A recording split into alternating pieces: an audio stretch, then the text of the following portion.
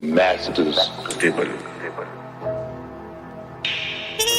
Masters table. Master elements. Masters table. Masters table.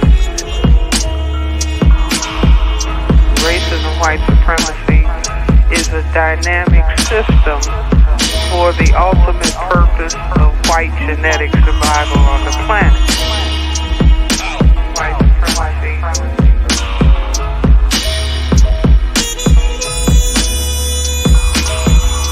You are in an evil system, a system that is designed deliberately to produce evil thoughts, to produce animosity, to produce violence. Introduction to African civilizations and man-garden civilization. Masters table. Masters table. Master elements. Masters table. Masters table. Master elements. We dedicate lives to the study of history. They didn't tell us that if you give up the man, you're going to take one of these things and it's worse and it will destroy your nation.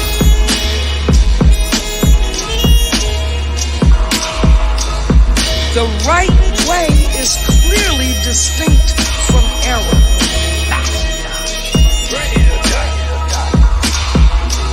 Racism is a competitive relationship between groups of people who are competing for the ownership and control of resources, wealth, and power.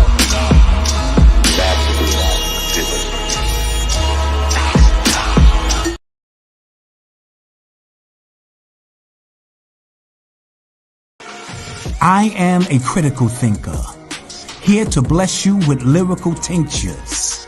I am the black dot, the point of reference, the metaphysical link to the Moors, the Mayans, the Aztecs, the Incas. I am here to remove the blind spots and clear the view of your spiritual blinker. I am something out of nothing. I am the alchemical bringer of change. My name will continue to linger. I am legend. If consciousness was a game, I would be considered a ringer. I am because we are.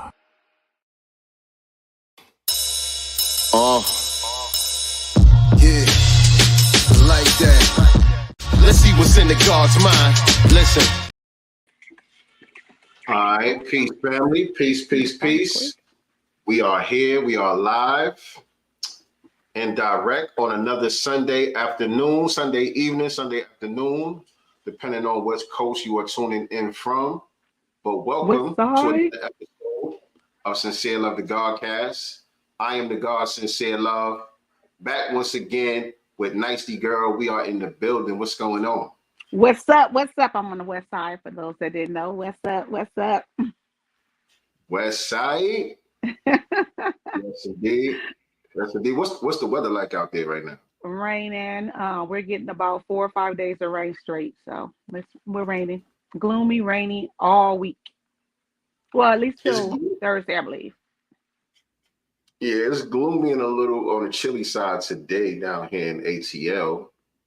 But yesterday it was like 70 degrees. It was sunny. It was nice. Mm-hmm. Of course, I was at the shop all day cutting. Didn't really get to enjoy much of it. But it's supposed to be nice the next couple of days again.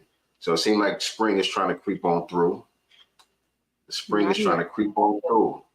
Now here we getting gray, rain, and they're supposed to rain like literally all week nonstop. You know, you have people out here. So we get a little water on the ground in California. The grocery stores and other stores fill up. People are stocking up on water because they think we're going to have a flood, a flash flood, and all this crap. So it gets ridiculous just with a little bit of rain getting on the ground out here. I didn't do all that, but that's the climate right now that we're in. Yeah, panic mode. That's how it be down here. If we get a couple of flurries, man, or any inkling of a couple of flurries, it looked like doomsday in America down here. You can't get no bread or nothing out the stove. Man, like it just get ready to be. Yeah, they say it's gonna rain. So you know, you talk to people on the line. We're stocking up, and I'm just like, This is rain, and we're in LA, so more of the rain is going to be like the bad rain. It's going to be in the what we call the mountain areas and stuff like that. That's nowhere near us. And you may, certain areas do get little flood pots or whatever on certain streets, but nothing like, where you're going to have to swim or anything like that. Like it gets ridiculous. Now, I will say though, last week on the 710 freeway, which is the Long Beach freeway out here for those that's in California, it did flood to the point where it was like door high or window high on certain parts of the freeway. Okay. Yeah. But still, man, people be tripping, man. But tripping. Like I said, it seemed like the good weather's trying to creep back through down here in Georgia. Our best friend, our homegirl, Kool-Aid, pulled up on me yesterday. Our business partner. Shout out to Crown 808 in the building. What's going on? Pulling up. I wish she could pull up on me. She pulled up on me at the shop yesterday, blessed me with some ginger turmeric juice. Just came to say hi real quick. Just came to say hi real quick. That was nice. You know what I mean? Did you know she was coming, or was it a surprise, or did she give you a heads up? She hit me up. Yeah, okay. she ain't get up. She hit me up, asked me, for the address and all that. Pulled up on me real quick, in and out. Just say hi, and she ain't let me know that she made it back safe. But I see she in the chat, so she good. Oh, look!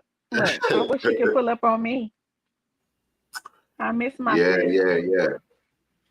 We gonna get together. We gonna definitely get together. Yeah. We gotta build. We got a lot going on this year. Things to come this year. And so let me update y'all on that. As a matter of fact, as y'all coming up in here, make sure that y'all hit the like button. Make sure that you share this out on your social media platforms. Let everybody know that we live right now. Sincere Love the Godcast. If you are not already subscribed to our channels, plural, make sure you hit that subscribe button as well as the notification bell so you can be reminded whenever we go live with new content.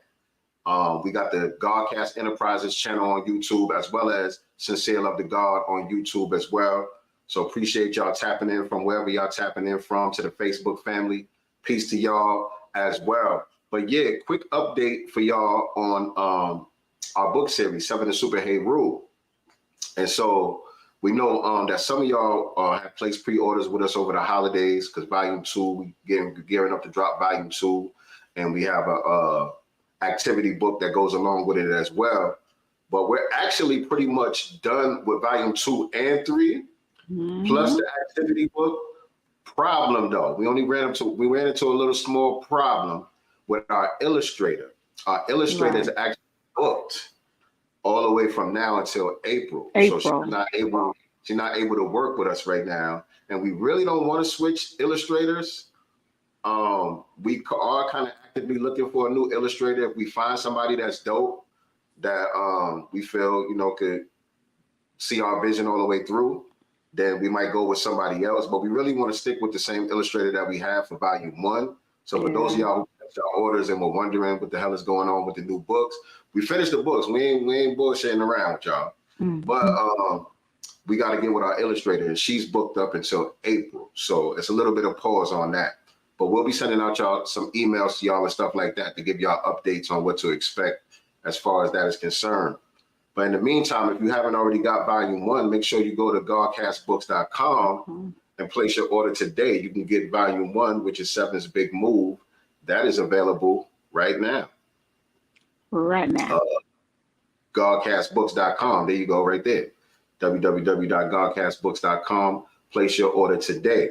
And we'll keep y'all updated on Volume 2, 3, and the activity book as well. So stay tuned for that. Yeah, stay tuned for our newsletter. All updates will be emailed to you via our newsletter. Yes, indeed. Yes, indeed. Okay, and so another thing before we get started, I want to shout out GW Apparel. Y'all got to check out my man over at GW Apparel.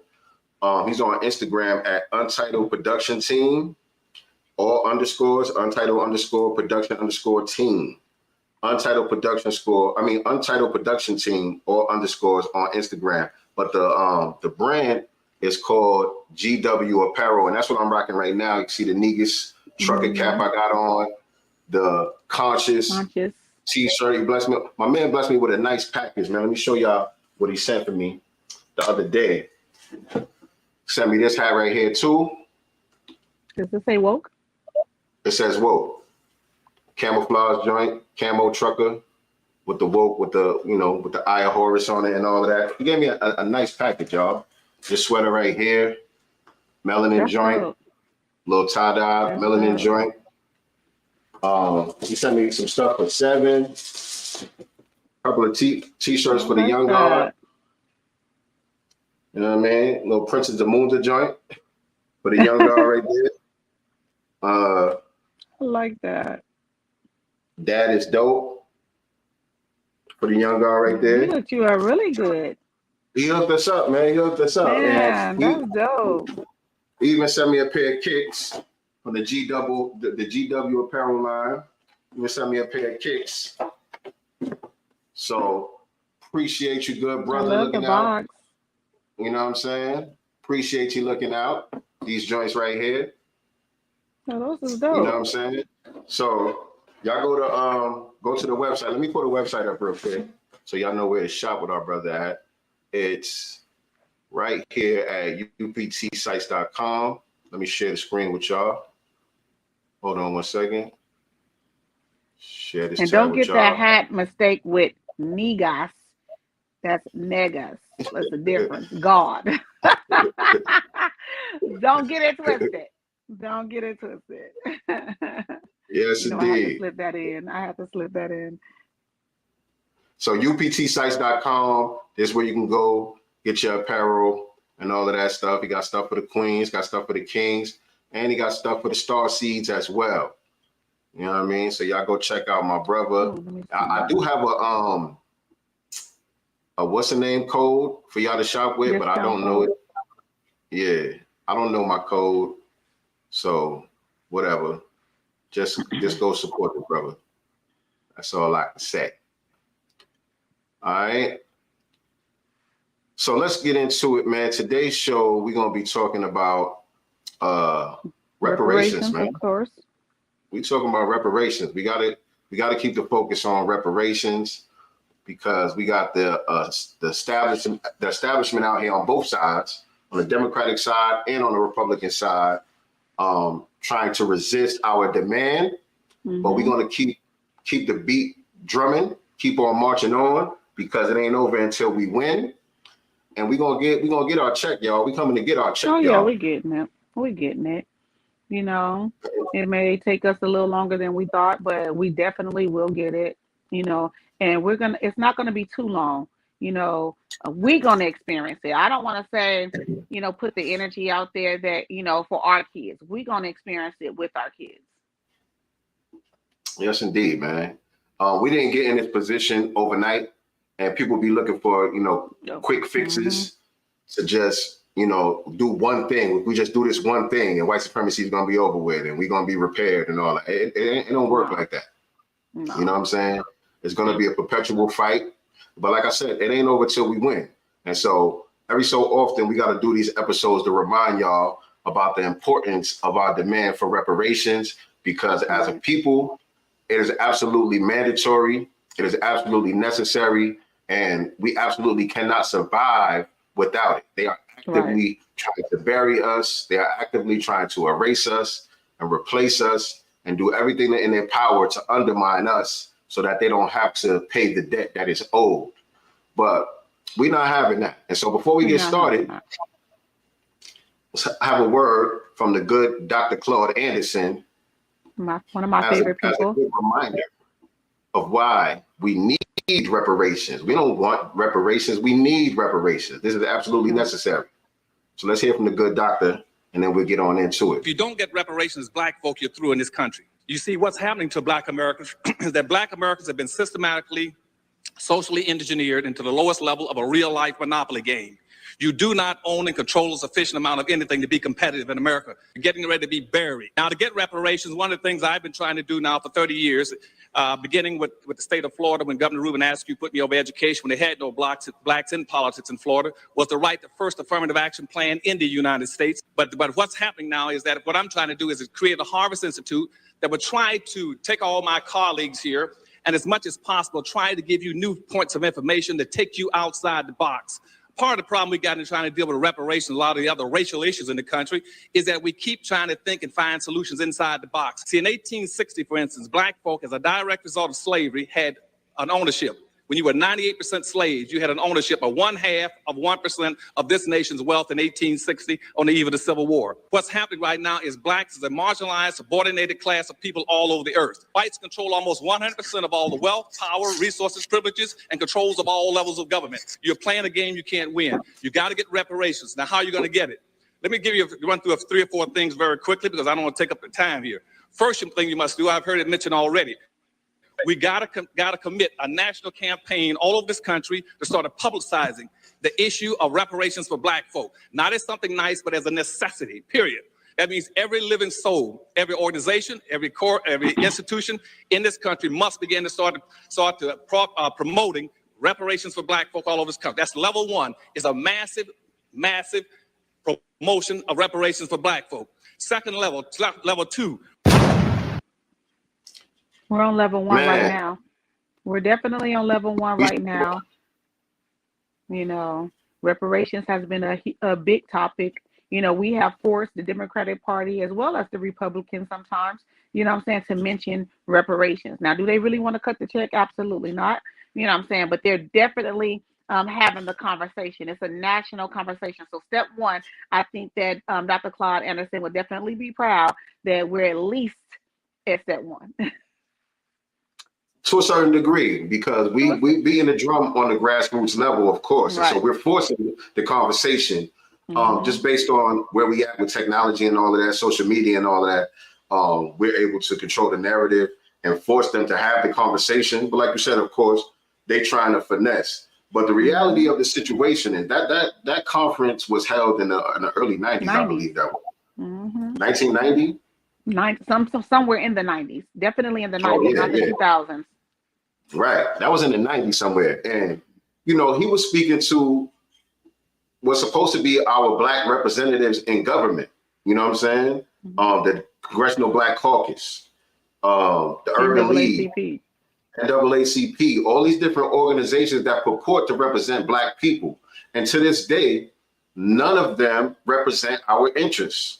None of them have reparations in the forefront as the main issue, as a necessity, like Dr. Anderson says. This is not something nice that we got to try to appease people and tiptoe around it. This is an absolute necessity. It's essential to our survival as foundational black Americans. We absolutely cannot survive if we do not get reparations. This man was screaming this at the top of his lungs when I was a child. You know what I'm saying? Well, and so, yeah, we finally getting the conversation out there and starting to make progress now. And that's because enough of us are getting on code around our lineage. I think that was the most important power move that we made in a long time. Is for us to really circle the wagons around lineage. You know what I'm saying? Because you had all these different groups and organizations talking about reparations, but they weren't putting it in context and putting it in perspective of who's actually owed what from the United States government.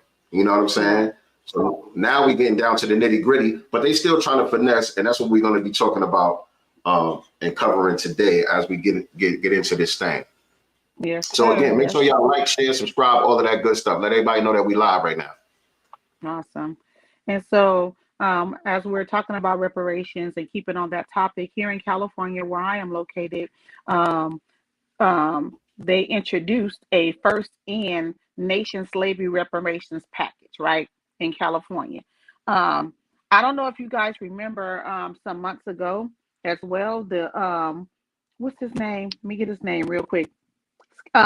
Stephen Bradford out there in Sacramento. You guys remember we were talking about reparations, and at this point, that's when we were talking about making it lineage based, and we had that AB 3121 bill out here that we were trying to get passed and pushed, which it was to make it lineage based versus race based, right?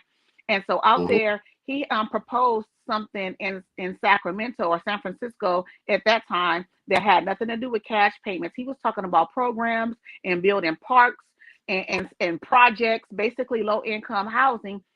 We have that now.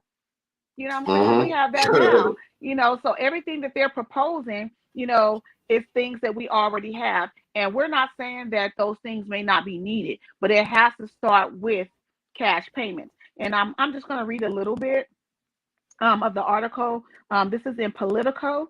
So it says Sacramento, California state lawmakers introduced a slate of reparation bills on Wednesday, including a proposal to restore property taken by race-based causes of eminent domain and potentially unconstitutional measures to provide state funding for specific groups. I want to stop right there because it says taken by race-based cases of eminent domain and potential unconstitutional measures. Everything that's happened to us has, well, you know, has been unconstitutional. You know what I'm saying? Like, what do you mean potential? I didn't like that. I did not like how they worded that potential part. But anyway, the package marks a first in the nation effort to give restitution to Black Americans who have been harmed by centuries of racist policies and practices. California's legislative push is the culmination of years of research and debate, including 111 pages of recommendations issued last year by a task force. Now, this 111 pages that they issued, guys, spoke nothing about cash reparations. It's about programs. You know what I'm saying? Right. It's a band-aid, you know, that doesn't help us. And even though they're using the term reparations and race-based and all this stuff, it's all inclusive, all lives matter, you know, type of reparations. So we're definitely not having that. You guys can read the rest of the article in Politico. But out here in California, I also want to make mention, and even if you're not in California, we have a call to action going on out here. We are asking that you call your California legislative branches, the Black Caucus, all them Negroes, basically. And you can call them at 916-319-2011. Be respectful, and we're just letting them know. Hey, you know, this is Nicey Girl, and I'm contacting you about the reparations bill package. I support reparations for Black American descendants of people enslaved in the United States, but this package is not reparations. The caucus needs to add bills and budget requests for direct monetary payments, as well as additional targeted tangible and timely resources for descendants. Budget deficits are no excuse for inaction. I also support a state reparations agency like the one in CB 490 to help people apply for reparations, show eligibility, and process reparations claims. These items need to be added to the package immediately. Thank you for your time. So that's it. That's what you can add to your email if you're going to take the time to email. If you're going to call, that's the script. The script is actually on my Instagram page. If you guys need the wording, need the phone numbers, make sure you're following me on Instagram at Nicey Girl with the number 1 at the end. And I don't know if y'all can see that flyer that we got up there, but like she said, it is on her page. But if you can scan that that QR code that's on the screen right now, that'll take you to where you need to be at. But if not, just go to her page, screenshot it, do whatever you got to do. And yeah, it doesn't matter if you're in California or not. Everybody can raise their voice and let it be known that this ain't it.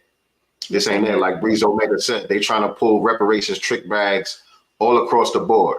So what they're basically doing is they're going to keep using the word reparations over and over again, but they're not going to put any teeth inside these bills. They're not going to do anything that's going to change the status quo.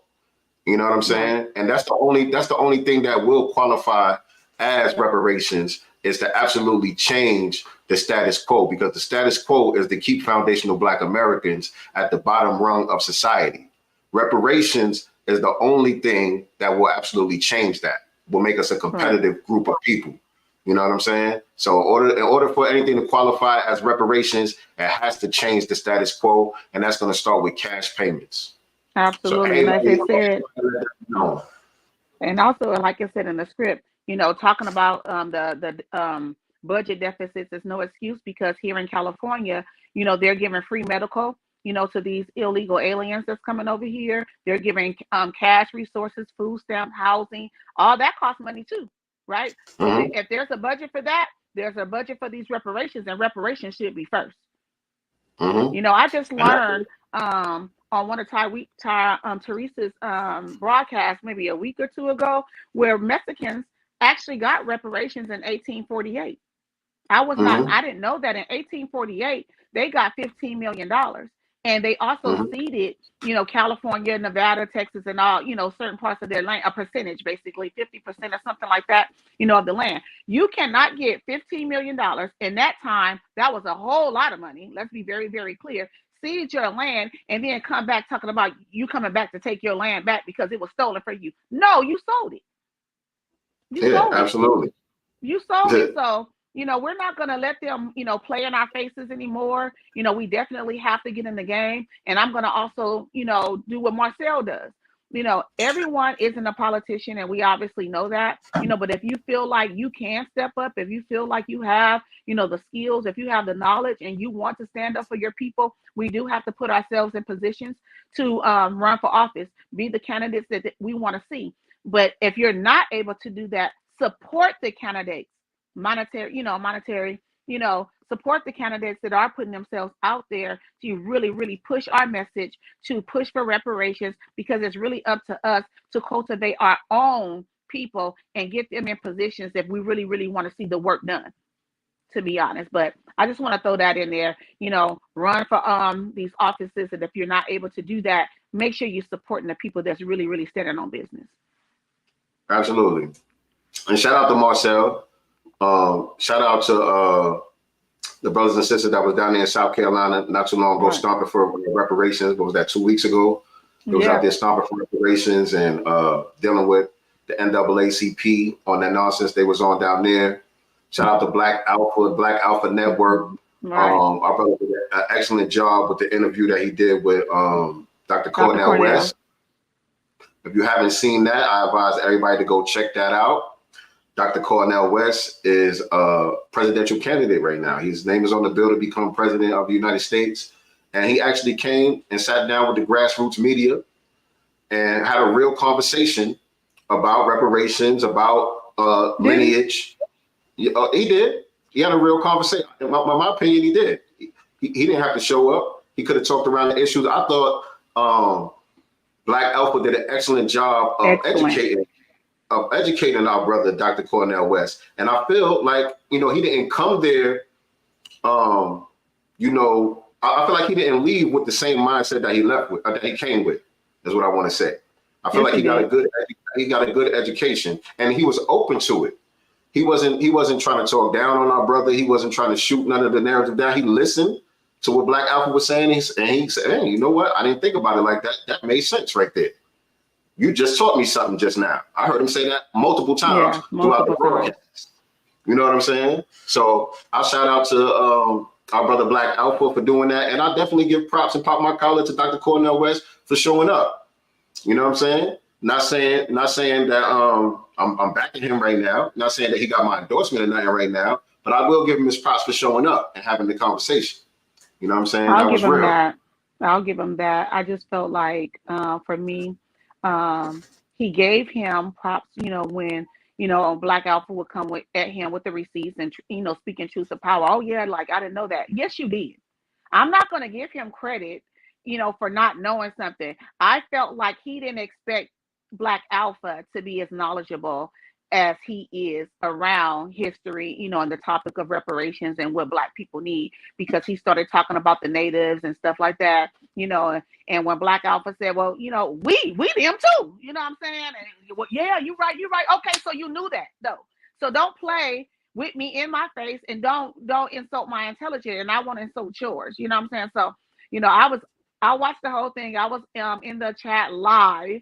Obviously, I was shooting questions. People are still responding to my messages right now, you know, because, you know, Sincere knows, like, I just be unapologetically, like, on people's head, because, like, don't play with us. You know what I'm saying? Yeah, just because you went to, you know, a historically Black college in one of these institutions and stuff, don't sit back and think like we don't know nothing. You know what I'm saying? Just because some of us didn't graduate from these institutions that you guys praise does not mean that we don't know nothing. You know, let's be clear. Tariq Nasheed is not a Harvard graduate. but he's definitely an educator. He's put a Right. lot of us on to a lot of stuff, and I respect that. I respect him. I respect his knowledge. You know what I'm saying? So you're going to put some respect on Black Alpha, Marcel, and everybody else, our knowledge about ourselves and who we are and what we contributed to this America that you guys are giving everyone else props on for. Talking about immigrants, you know, built this country. Joe Biden. No, don't play in my face like that. But shout out to Black Alpha. I thought he was very respectful. I felt like he was very articulate. I don't feel like Dr. West expected that at all. And I do appreciate him at least showing up. So I'll give him that. You ain't giving him nothing. Just don't give him nothing, because you ain't giving him nothing. I'm giving him that. He came. He showed up.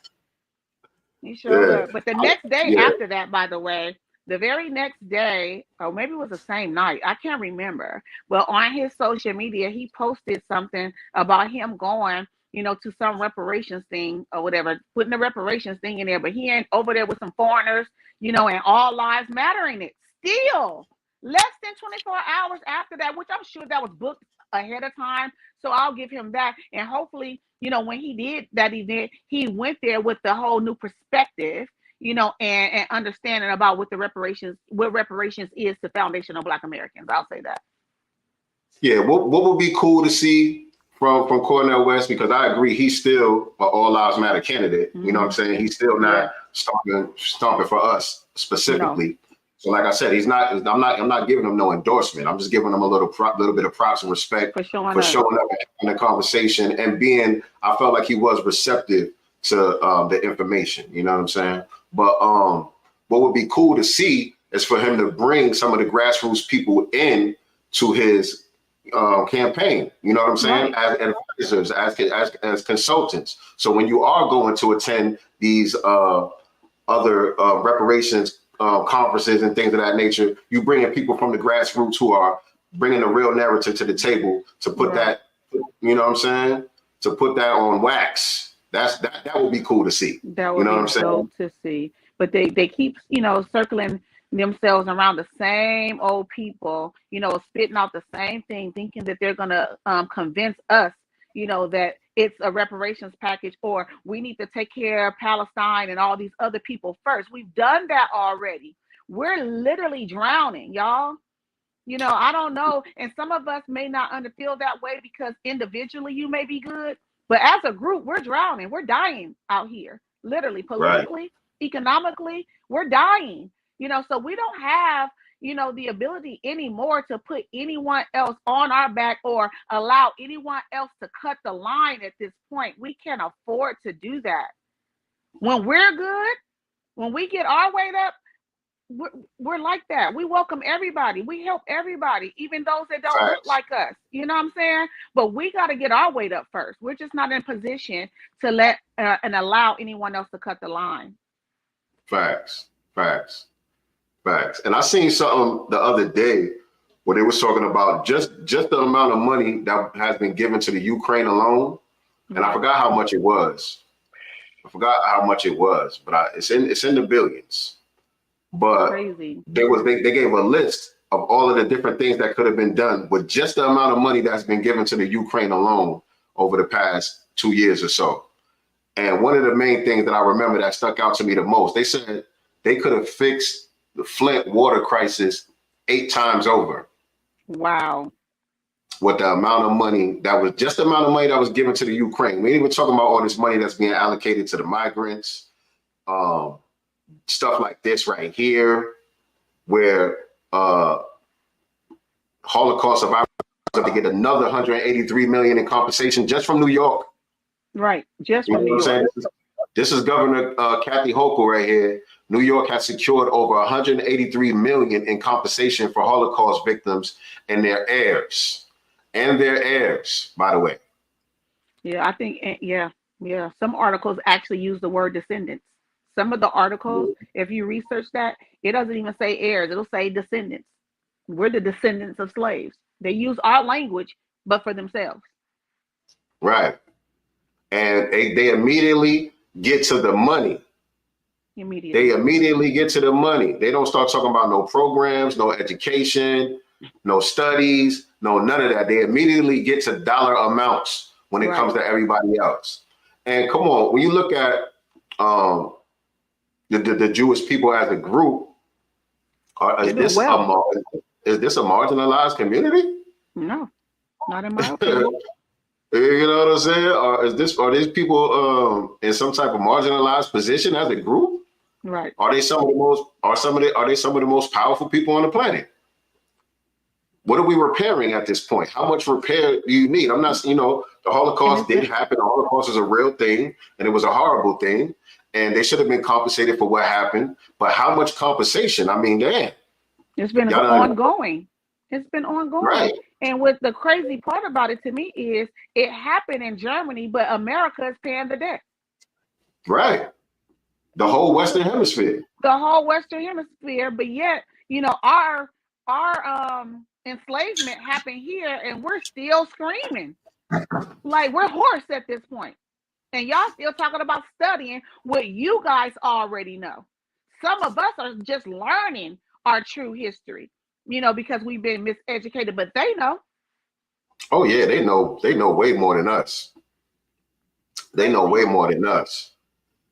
And so a lot of times when we get to talking about reparations, one of the things that we hear this a lot from a lot of coons and a lot of tethers and silly Negroes, the vote blue, no matter who wears and all of that. One of the main things that they always push back with is, we might as well stop asking for money, because all we're going to do is trick the money off on Jordans and jewelry and designer this. And, we're just going to trick the money off on frivolous expenditures, right? But studies have shown, and we've been looking at this, family. Here's the data. What's your Scrappy and them, the data. Not the data. We got the data. We got the data. We got the data. Black Americans on average spend less than 5% of our income on frivolous spending. We are also the least to benefit from government-sponsored welfare programs. So they try to make it seem like there's all these programs in place that's supposed to be for us. Right. But everybody else benefits from these programs more than us. We are the least to benefit from these government-sponsored welfare programs. Right. But they leave. I'm gonna read the first part again, though. Black Americans on average spend less than 5% of our income on frivolous spending. We don't have it. We ain't got it. Y'all could miss me with all this talk about rims and gold teeth and all of this shit that y'all talk about niggas gonna trick the money off on. The majority of our income goes towards paying bills, paying rent, paying mortgage, paying insurance, paying daycare, food, just survival. The majority of our income goes towards just our basic needs for survival. It says, so yeah, this Black American History Month, let us dispel the myth about Black wealth and the tropes about Black American spending habits, because it ain't true. And again, we got the data. I don't know if y'all can see this chart right here, but this big yellow piece right here, where the majority of the spending goes to, that's labeled under housing. This big blue chunk, over here is just on food. That's just food. And I know that for a fact because for the last several months, ever since we interviewed, I forgot the sister's name, one of the she out there in LA with you, with the locks. I don't remember her name right now, but she was giving us some good finance game. What was it? I'm thinking with some locks. Oh, she was giving us some good finance game, and one of the things she told us to do is do that 30-day look back to see where our money is going and all of that. I've been doing that. Like every 30 days, I look back at where I spent all this money at for the last 30 days, and the majority of my money goes to food. Food. More than anything else. The one expense that tops everything for me is food. Food. So this pink chunk right here, I don't know if y'all can see it good, but that's on transportation. So number one is housing, number two is food, Number 3 is transportation. Number 4 is our personal insurance and pensions. And then you got cash contributions. You got other miscellaneous things. You got education. You got, what's this here? Personal care and entertainment. All these small little fractions over here. Right. So yeah, let's bust that myth right on up. You know, this brings me back to our very first broadcast that we ever did about the welfare queen. And remember, you know, Reagan had that campaign about the welfare queens and making it seem like it was Black people. And this woman was basically cosplaying as a Black woman, but she was white the whole time. But we have always been the face, you know, of, you know, basically wanting freebies just to buy frivolous things. You know what I'm saying? Like, when all the time it's them. Yep. And you're right. That was our first broadcast too. We talked about that movie with James Earl Jones. Yep. What the hell was the name of that movie? But yeah, you had to hide the iron in the house. Right. If you had a toaster or any type of appliance and anything extra in the house, when the counselor people came over there to come check on the house, you had to hide all that. Hide your man. And you bet not have your man there. I was just gonna say that. You bet not have your man there. You know what I mean? You had a color TV, you had an iron, oh, you got a blender or something. Yeah. Oh, you getting cut off these food stamps. Yeah. You know what I mean? So yeah, we busting up all of these myths, man. And by the way, happy Black History Month to everybody. You know, we do this every day, so I'll be forgetting to shout out Black History Month, but we do this every day, 24/7. It's Black History Anniversary. It's the anniversary month. This the anniversary, but we celebrate every day. That was the name of the movie. Appreciate you, James. Claudine, that was the name of the movie with James Earl Jones. If you've never seen that, go check it out. It's a classic. Virgo Venom said, we spend more at the pulpit given to the that's the pork chop.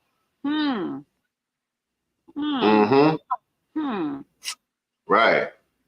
And the thing about it, though, even if it was true, right?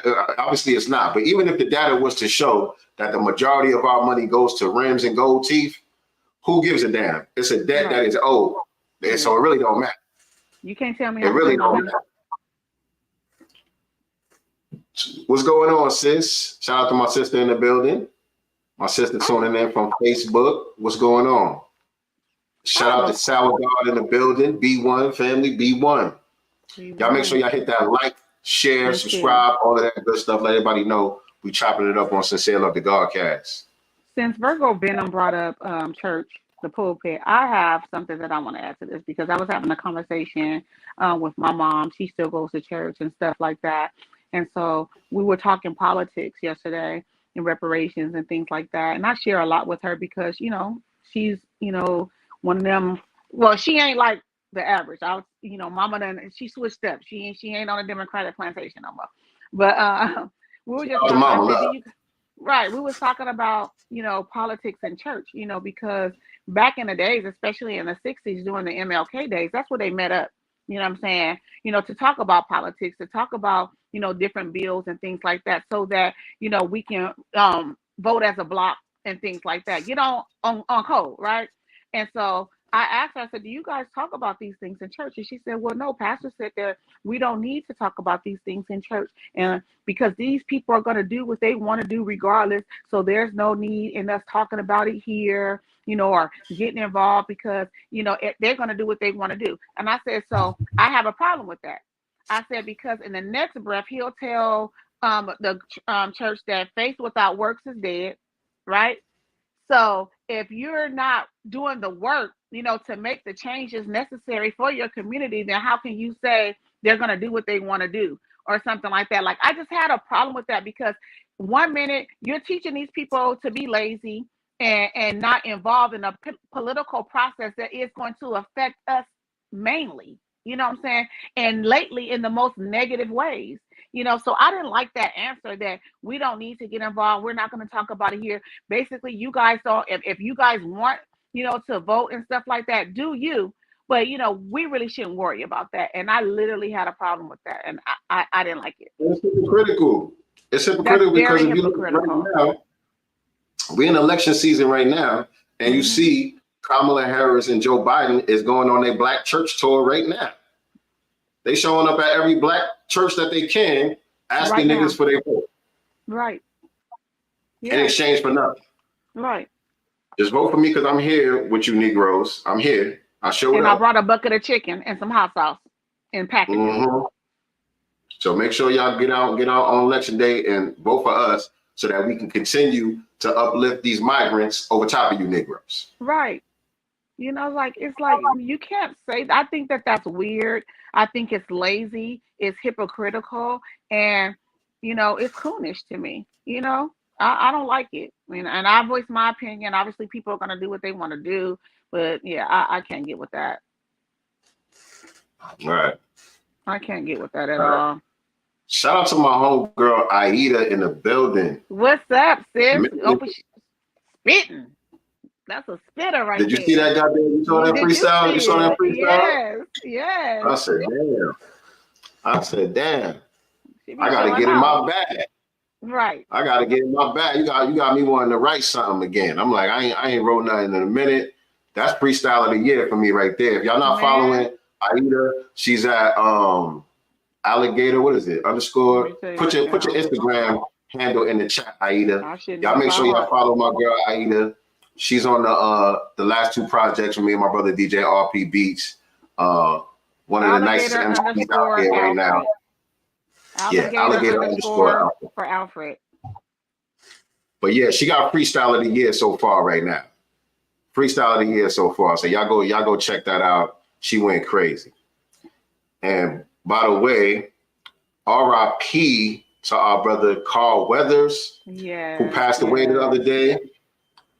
Y'all know our brother Carl Weathers, Action Jackson, Apollo Creed, and all of that. It's a 80s icon, one of our childhood icons right there. Fine. Lady say he was fine. He was fine. You know, he was a sexy man. Even, and look at him in that picture of him. He has the salt and pepper. You know what I'm saying? Some, you know, man, the black wasn't cracking, none of that, you know. And I learned, you know, of his death, and I, you know, went to kind of Google him and stuff. I didn't know he was a Raider at one point. I didn't know that. You know what? I didn't even know he played football. Yeah, me neither. Yeah. I just knew him from the movies and stuff like that, but I didn't know he played football. No, I didn't know that. Yeah. And he went to Long Beach State College. So was it City College, one of them, but yeah, he went to school out here in Long Beach. Like, I was like, okay. But yeah, RIP to him. You know, condolences to his family. Yes, indeed. Yes, indeed. All right, so what else we talking about today? We're gonna talk about also Operation Big Itch and Operation Drop Kick. What did that sound like? Some like wrestling promotion or something. That's crazy. Oh, let me pull that up because this is something that was sent to me by my brother Great Black Shark. Shout out to Great Black Shark. And I definitely wanted to talk about this today because this goes along with what we're talking about as far as reparations. This goes to show why reparations is not only mandatory, but it's absolutely owed to us, man. We have been targeted by this system over and over again in all different type of ways. And this is just one example. If it would pop up. I got it up. Okay. Yeah, let me read some of this to y'all. I'm gonna put it on the screen, even though y'all might not be able to see it that good. Hold on. You come over here. Boom. So yeah, this is on blackden.com. And it was called Operation Big Itch and Operation Drop Kick. The corps explored the feasibility of using fleas and mosquitoes as weapons. Declassified government documents apparently show tests were conducted, but with uninfected mosquitoes. So in 1956, most of us, our parents was alive at this time. Most of us that's watching this right now, not even our grandparents, just our mother and our father was alive at this time. So they were talking about how everything was so long ago. They make it seem like what was done to us is just ancient history, right? It's ancient. But this is in 1956. The Corps conducted Operation Dropkick when they released 600,000 uninfected mosquitoes from a plane at Avon Park bombing range in Florida. Within a day, the mosquitoes had spread a distance of between 1 and 2 miles and had bitten many people. The mosquitoes were released across several Black communities in Florida and the predominantly Black community of Avon Park. Dozens of Black people became ill and 8 people died. Wow. In 1958, further tests discovered at Avon Park in Florida, mosquitoes could quickly be disseminated from helicopters, would spread more than a mile in each direction, and would enter all types of buildings.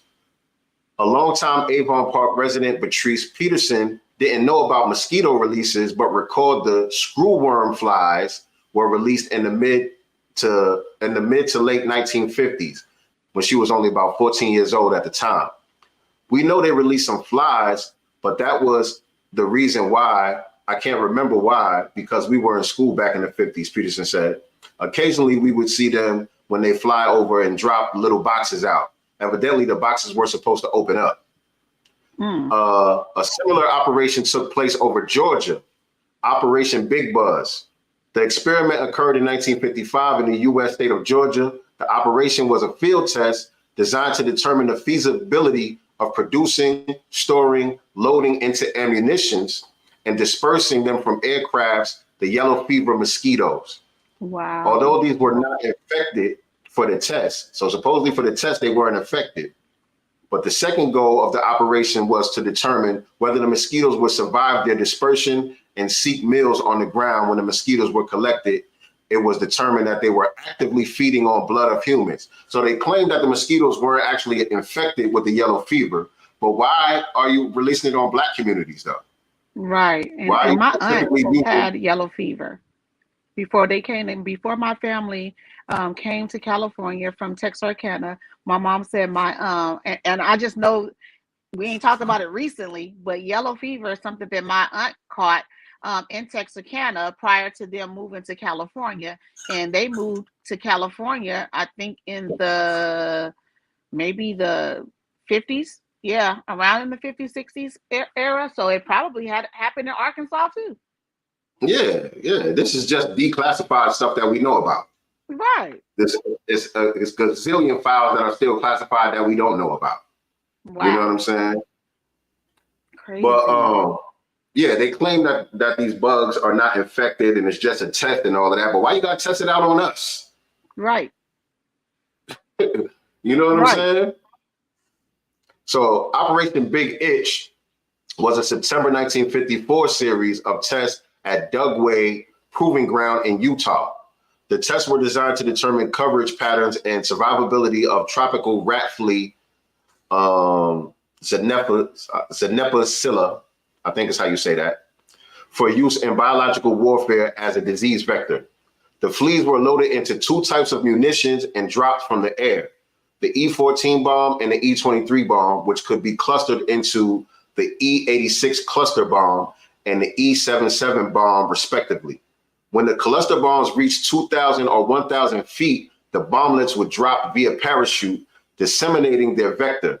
Big Itch proved successful, and the test showed not only could the fleas survive the fall from an airplane, but also soon attach themselves to hosts. Man, they done did all type of crazy type of experiments on us, man, in this country, man. All around the world, they did it to Black people. But, you know, we talking about specifically foundational Black Americans right now, and the stuff that we've been through in this country at the hands of the government. At the hands of the government. These are military operations. You know what I'm saying? All right, type of number 7 in the chat if y'all still here with us, if y'all still rocking with us. We're going to get into a couple of more current events that's going on in the world right now. We ain't going to be on here too much longer.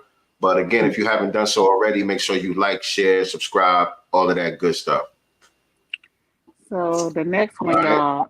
The next topic, I feel like is comical. I feel like it's completely comical, but just as they colonize everything else, they trying to colonize the fade, y'all. They trying to colonize I already knew that's where you was going. and they trying to give credit to that Travis Kelce. Is that how you say his name? This is reported on the New York Times, and for whatever reason, I have to subscribe, so I'm not able to bring it up. I don't know if you can on yours. It's not letting me bring this article up. Nah. Yeah, we can't show the whole article, but I'm pretty sure y'all seen this on social media. Next week is Super Bowl Sunday, right? Yep. And so you got the Kansas City Chiefs versus who they playing? Kansas City Chiefs versus I forgot. I don't really keep up with football like that. Me neither. But Kansas City Chiefs is one of the teams that's in the Super Bowl this year. And Taylor Swift's dude, her boyfriend or whatever, is one of the players on the Kansas City Chiefs. And, you know, they keep talking about her and him, and she's at all of the games getting mad camera time and all of that stuff.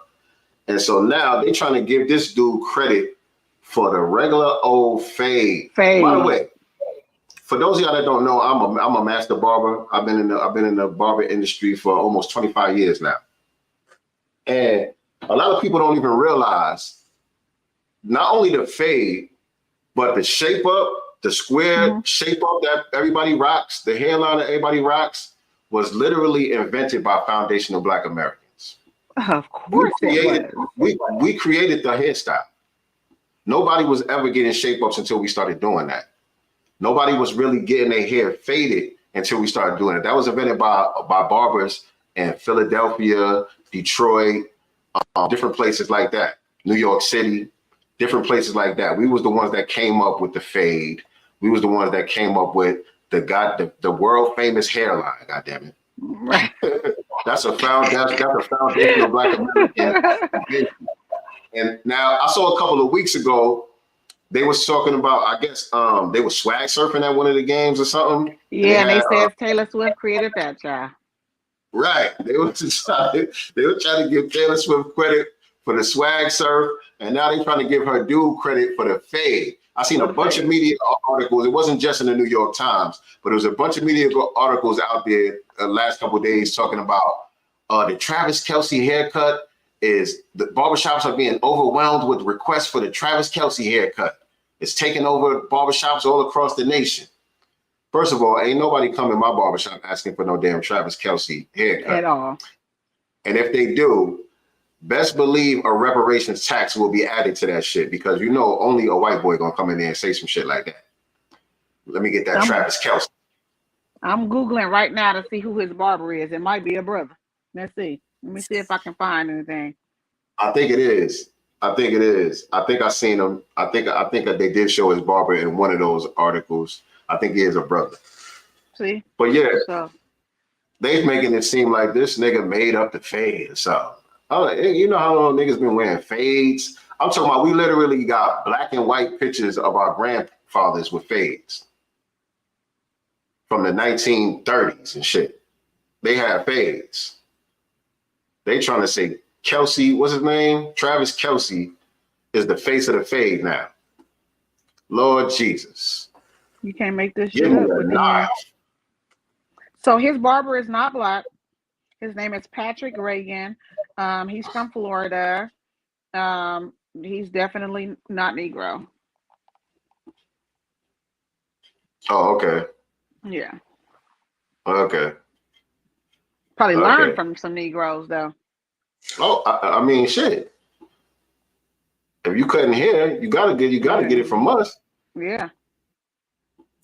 You gotta get it from us. We invented the style. We the foundation. We the foundation of the fade. You know what I mean? But yeah, that was crazy to me. That was insulting to me. But like I said, if anybody come in my barbershop talking about let me get that Travis Kelce, oh yeah, there will be some reparations tax added to it. I'm gonna hook you up though. Not the reparations tax. You're gonna get a good haircut, but you're gonna pay for that, man.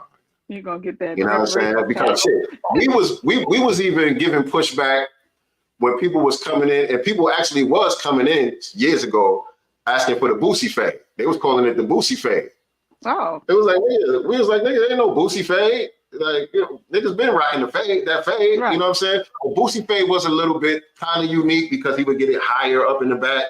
You know, like the fade was a little bit higher in the back. He kind of had his own little twist on it. But even then, we still was like, as barbers, we still was like, nigga, there ain't no Boosie fade. Nigga, sit your ass down. And sit down. You know what I'm saying? So we damn sure ain't giving props to no goddamn Travis Kelce or whatever his name is. Not today. Who's the other team in the Super Bowl, by the way? Y'all know who's playing? Isn't it the Lions or something? No, Detroit, they lost. They lost. They almost made it, but they lost. Who's the other team playing in the Super Bowl, y'all? I forgot. I don't even follow it. I ain't gonna lie. I know Green Bay lost. Detroit lost. About this before we go. Lord, hold on. Go ahead. What we talking about? 49ers. We have it's to. The 49ers. San Francisco 49ers versus the Kansas City Chiefs. That's who's in the Super Bowl. Who y'all got, by the way? Who y'all putting y'all money on? I don't know nothing about neither one of them teams. This food right here. I got two more that I need to talk about before we go. Let's get into it. The first one, I'll just knock it out before we talk about him that I put up in here. But as you guys can see, and I was in a space this morning with Marcel. He asked me to co-host for him, but I wasn't able to because I was at the grocery store.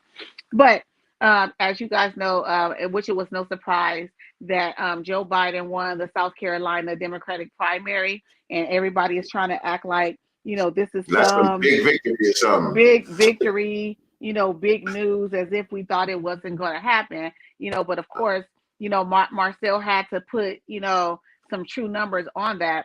And so I learned this morning from Marcel that typically, or the last primary, there was a 10 to 12% voter turnout. This time it was only 4%. That's not a win. That was not a freaking win at all, for only 4%, you know, of voters to turn out. And let's be clear, half of those people were not FBAs. We gonna, you know, be for real about it or whatever. But yeah, normal or typical voter turnout is 10 to 12% typically, and only 4% turned out in the primaries. When Marcel ran last year, Marcel got 4.5% of people to turn up with no damn money. Let's talk about it. He got 4.5% out there, and he didn't even have a dime. So, you know, that was not a victory at all. Ain't no real enthusiasm around Biden and Harris right now. No. They know it. They just hired some chick, some black girl, and I've been trying to do some research on her. I can't think of her name right off top right now, but they don't put this black chick in charge of their social media outreach. She's their social media strategist. She quit her job at damn, I'm drawing a damn blank. I forgot. I tried to find her husband because I need to know if she married to a white dude, and I can't find nothing. So they definitely scrubbed her social media because you know the first thing I was looking for was that white husband. Can't find nothing. Can't find too much about her right now. You can't. I've been trying to find. I've been trying to look up her background. Also, I've been trying to find the background of. You know what? You know what? And this is very rare, but I gotta give a little bit of props to Candace Owens. She was exposing the people who are behind Sexy Red. Right. This company called Gamma, and she was talking about one of the brothers who's a partner in the company named Larry Jackson. But there's another dude who's his partner who's like a Arab dude, and his name is Yusef something, and you can't find nothing about him. They got the black dude as the face of the Gamma company, and I've been trying to do some research on the other dude. Can't find nothing on him. And Nothing. But they got the other dude. There's a bunch of glowing articles about the black dude, the Larry Johnson dude, Larry Jackson. He's in pictures with everybody. He's all around Snoop and Oprah and all of the big name celebrities. Showing all his teeth. He's very present on social media. He's on the cover of a bunch of magazines. But the Arab dude, he's way in the background. Right. And so it's $1 billion behind the efforts of this company talking about towards quote unquote black culture. But where does $1 billion come from? You know what I'm saying? So I'm really trying to find out who that other dude is, but ain't too much out there. If anybody finds anything, please send it to me. His name is Yusef something, but the company is called Gamma. And the other thing that I thought was weird about it is their logo that they have for the company. Mm-hmm. You remember that toy monkey back in the days with the symbols? Yeah. That's the logo for their company. That's like the mascot logo thing for the company. And I thought that was real interesting too. But I digress. Right. Okay. We're always trying to get all into that. Maybe next week. So I thought that I had two more, but it was three. I have to, only because they get on my damn nerves, and you know, we definitely have to know. We have to know who our enemies are. That's how I'll say it. Know who our enemies are. And so this was posted by Tamika Mallory, and it's a video of Joyless Reed basically wagging her finger at 50 Cent, because he posted that article from the New York Times about the state of New York giving those migrants prepaid debit cards, which was worth about $53 million. And so, you know, 50, you know, jokes around in his captions or whatever. He was like, wait, somebody need to call me on the phone. Maybe we do need Trump back. You know, something like that, he said, or whatever. And here you go with Mallory. She posts Joyless Reed and says, please watch the entire video. It's important. And of course, she's trying to explain away what's going on. And the very first comment on here I really loved, and Tamika Mallory's post of it, some girl named his_pretty lady says, girl, I don't care how you slice and dice it. Your take on this, it's wrong. There is no way illegals should have the luxury to pick and choose their diet while American children get cheese sandwiches because their parents can't afford lunch. I love that. Absolutely. But yeah, here she is. They're chastising and wagging their finger at 50 Cent. Don't you do that, because your influence, you know, they know his influence basically, and they don't want that. Right. Yeah, I'm glad you brought this up, because we got to definitely break this down. Mm-hmm. And just as Tamika Mallory requested, we're going to watch the entire video. Let's do it. All right. Let's get into it. Come on, Joyless. Okay, guys. So rapper 50 Cent posted on his IG page, on his Instagram, this post, which talks about a $53 million program that the current mayor of New York City, Eric Adams, is launching to hand out prepaid debit cards to migrant families in New York. And he's quoting this New York Post article, the Rupert Murdoch owned New York Post. Have to always throw that in. So for those that don't know, Rupert Murdoch is the founder of Fox News. So that's their way of trying to discredit the article itself. You know, forget about the platform, because, you know, there was left wing or right wing. None of them rock with us. Right. You know what I'm saying? Same bird. So regardless of which platform it came from, did they lie though? Right. That's the only thing. Did they lie though? And the other thing, notice how condescending she is throughout the entire video. These people think they're the smartest people in the room, and we all just dumb. Just notice how she talks at us. You know what I'm saying? Where she's supposed to be giving us an education here. Say people on Fox News quoting this article about that program. Okay, so let's talk about it. Now, in the comments on 50's post, there are lots of people going off saying, you know, why are we giving this money to migrants when we're not giving that money to Americans? Lots and lots and lots of pro-Trump argle-bargle, because, of course, 50 ends his rant about it by saying maybe Trump is the answer. Really? Okay, let's start off by talking about the program itself. They so scared of that. Man. They so scared of the possibility of Trump getting reelected. That frightens these people. Especially the bootlicks, because they ain't gonna have no job. Right. Their livelihood depends on making sure Trump doesn't get reelected. Their livelihood depends on this shit.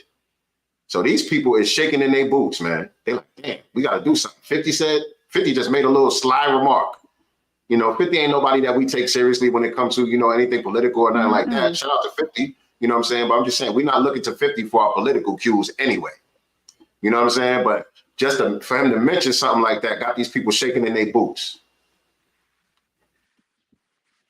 here is an article that tells you factually what this program is about. Let me read an article that tries to explain away giving these people all this damn money. Read a little bit of it to you.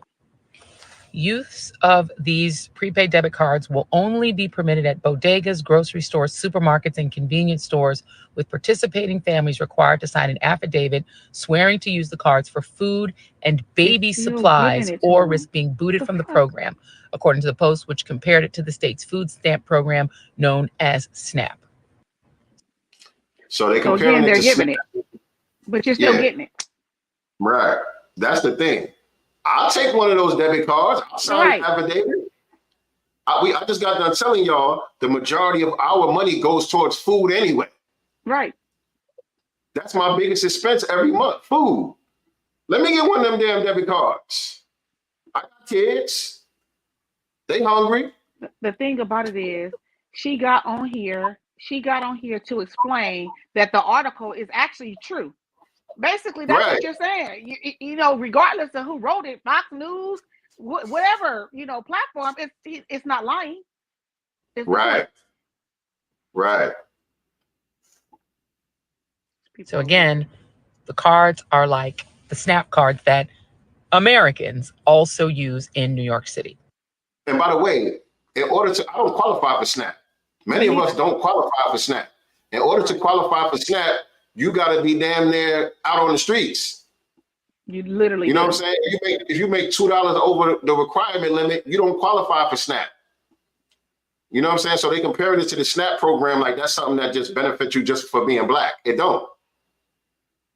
Many of us don't qualify for SNAP. I wish I could. Because SNAP don't just help with food, by the way. It help with daycare. My son go to after school program and all that. That shit is expensive. That shit is expensive. And now here's an important thing that you have to recognize, and this is a little bit more in the article.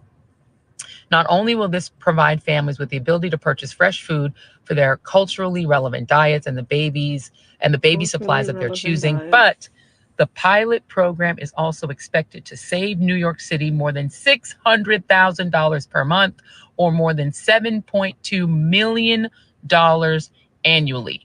Why? Because New York City is already paying to feed these migrants who are in New York City. Say it again, nicely.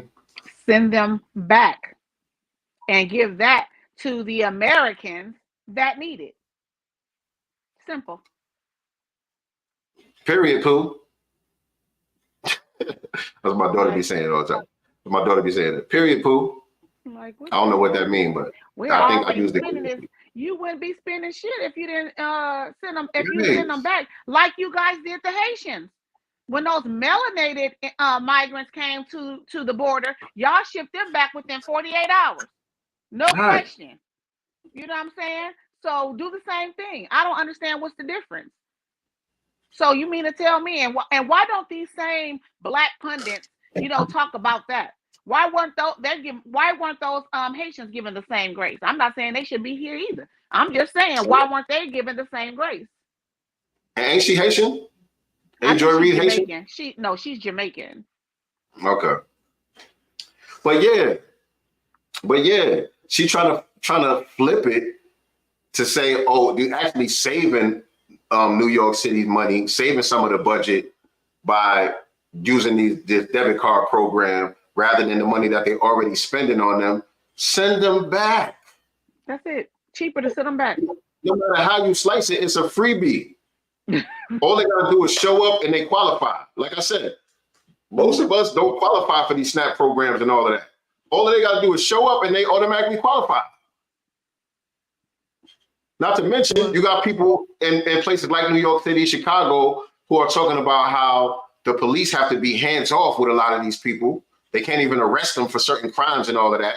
And many of them are getting arrested or getting released without no bail and all of that. We just saw that video in New York City where they jumped the police officer. Stumped him out. Got out of jail, no bail. They still throwing up middle fingers to the media and all that. They're like Tupac coming out the courtroom or something. Right. You niggas doing the George Jefferson strut, throwing up middle fingers, spitting at the cameras and all that. It's my new style. It's my new style. They saying it in Spanish though. How you say that in Spanish? This is my new style. It's my new style. Crazy.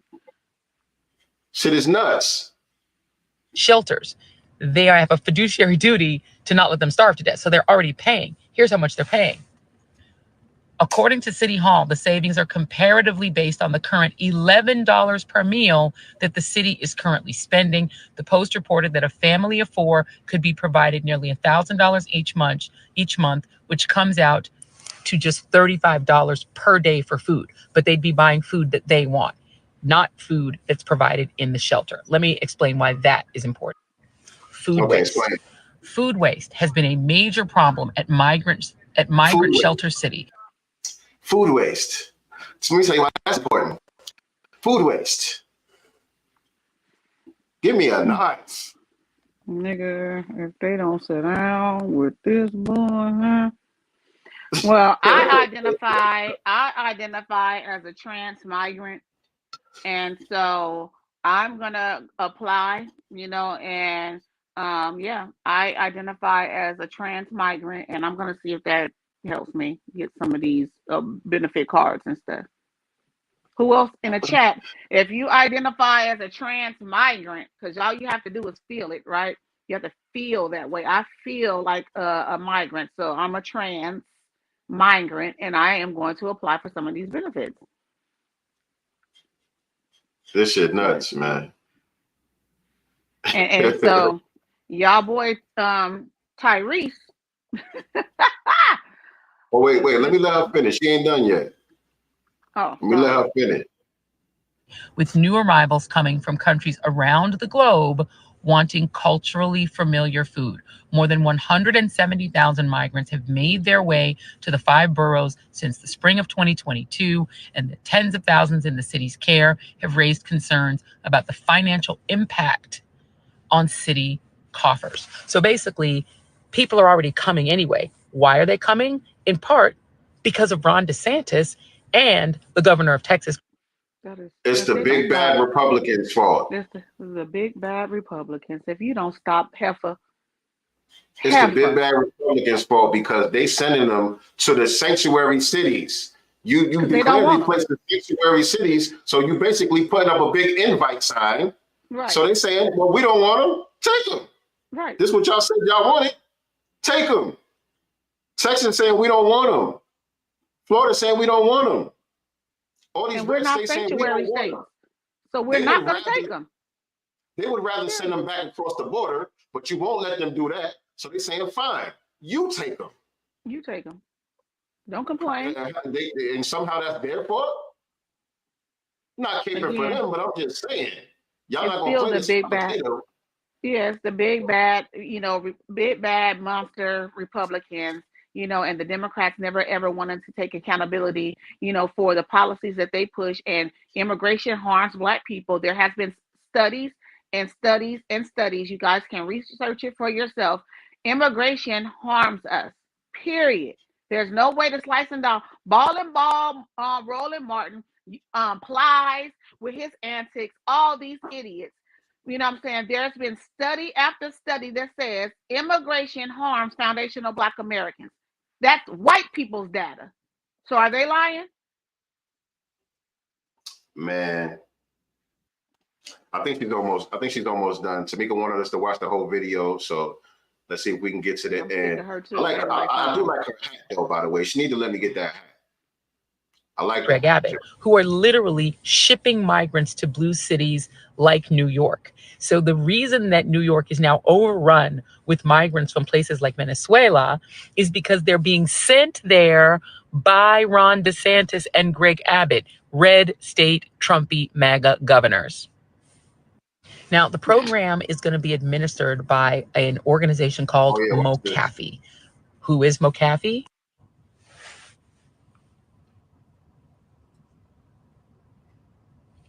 I mean, it's Black History Month. We do still support Black-owned businesses, right? See the condescending. A little bit more about MoCaFi. MoCaFi is the Mobile Capital Finance Company. It's a Black-owned digital banking platform that targets more than 50 million unbanked and underbanked people in the U.S. Today, they have enrolled more than 25,000 users, raised more than 60 million in seed rounds, collaborated with Fortune 100 companies, and established a presence in major U.S. cities. So they open accounts. So look, just because you got a black-owned company, and I'm not mad at the brother, by the way. I'm not mad at the brother. I did do a little bit of research on him. He is a foundation of Black American, and he started this company during the Ferguson riots and all of that.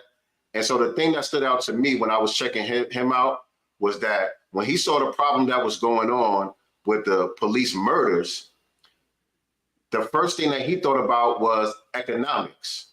He understood that the main problem that we had was economics. He didn't start focusing on, police reform and trying to change this law and that law. He understood that our real issue that we have is economics. They hate us because we black, but they're able to target us because we poor.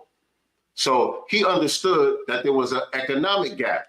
And so he took his expertise, his resources, and he tried to do something about it by creating this company. And so that was a good thing that he did by starting the company in the first place.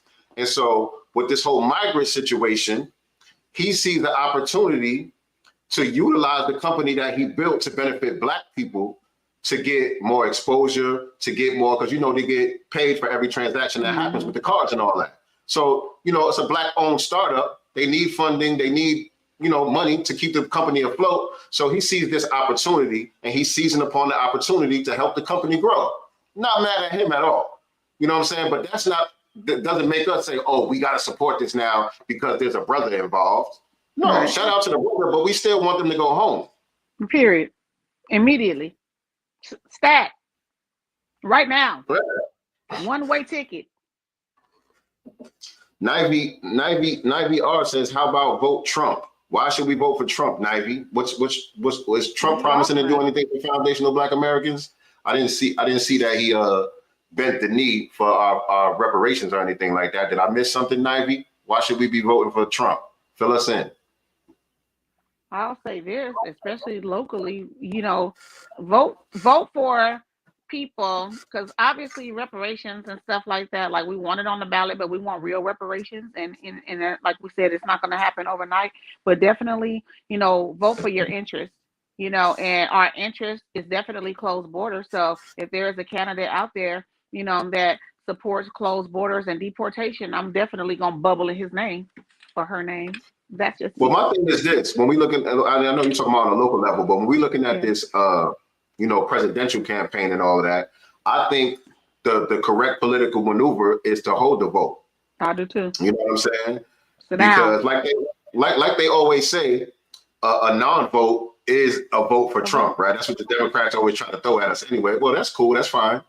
I ain't going to actively go support Trump because I don't have no reason to. But if us holding our vote benefits, the MAGA crowd, so be it. So be it. We let the Democrats crash and burn.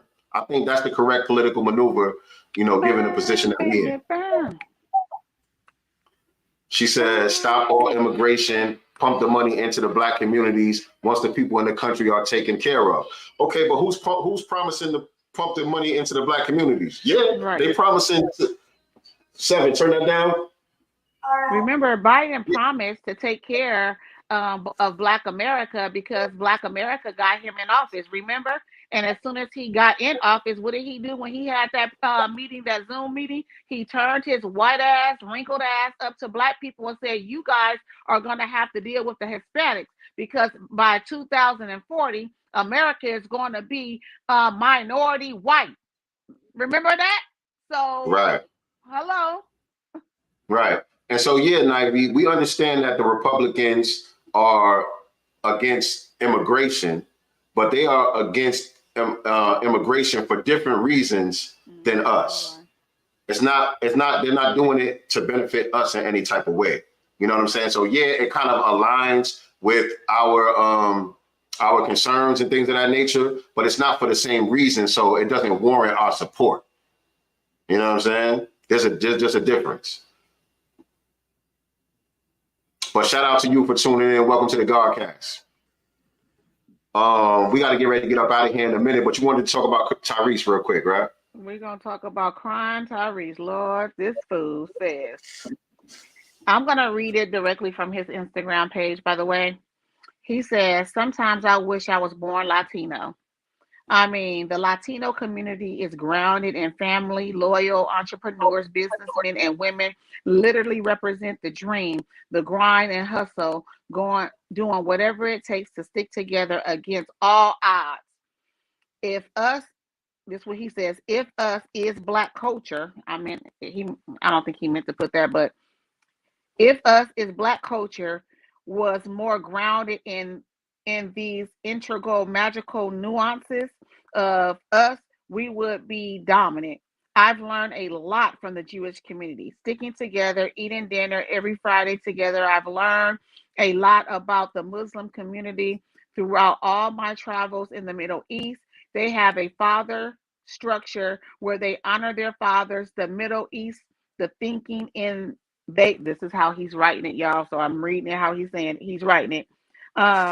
They have a father structure where they honor their fathers in the Middle East.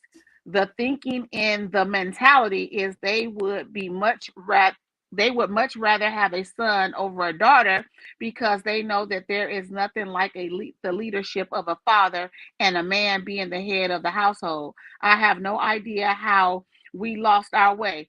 White supremacy.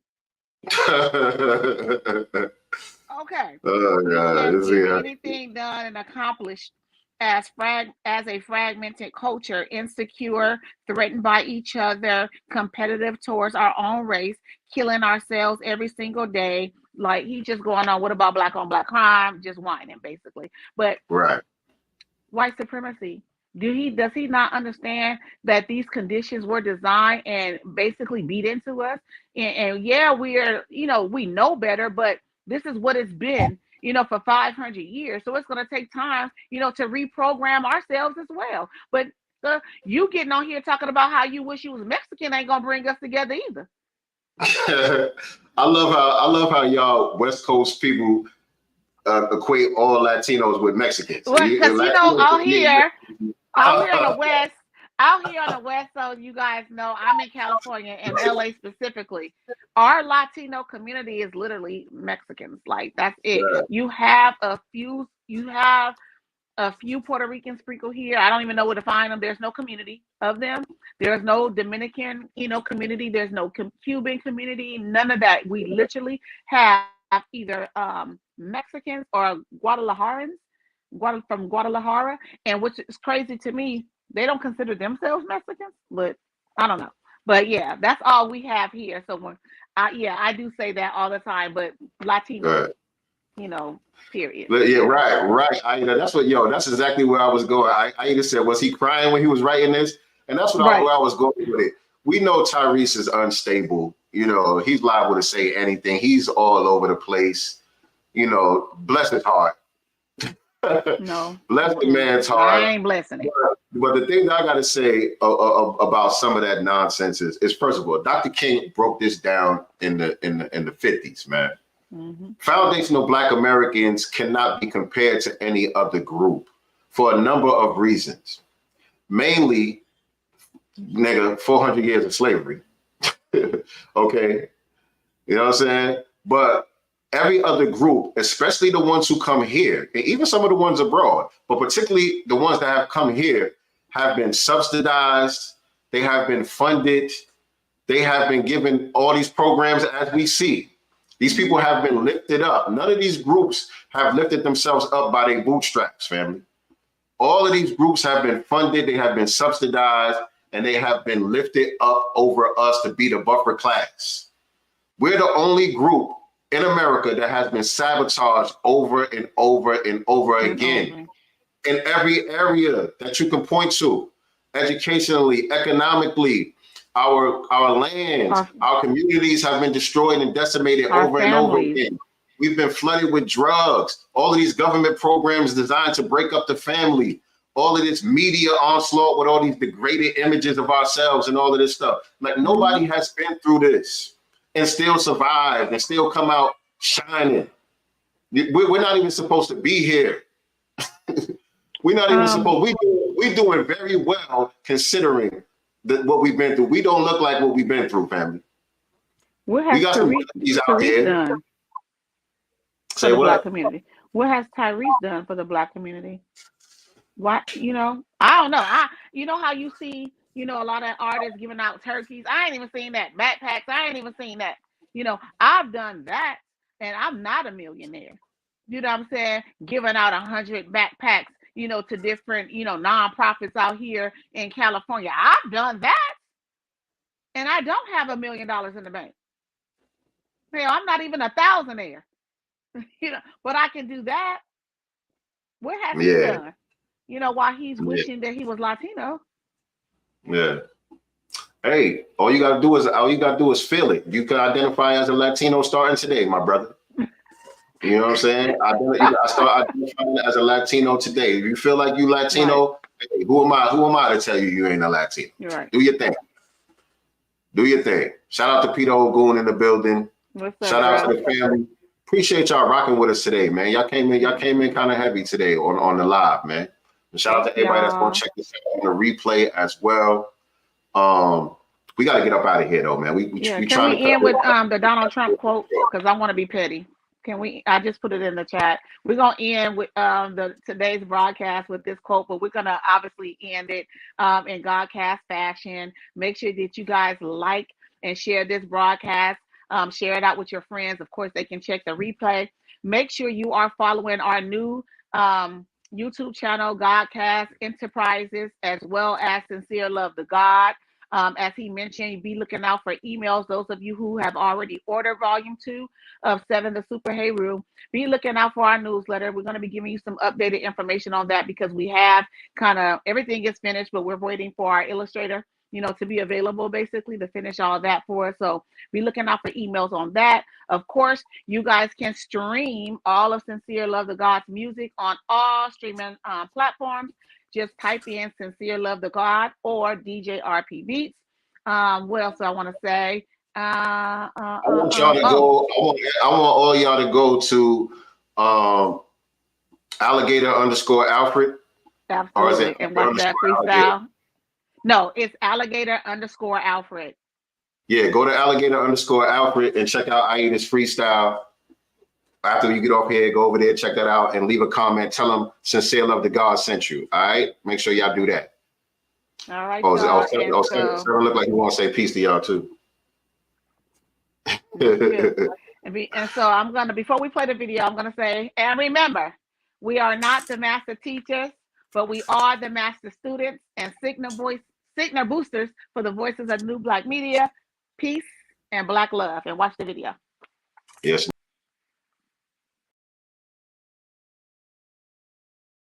Those polls are right. That means the Democrats are in big trouble. We better indict Trump a couple of more times. Just go ahead. They're going to indict me right into office.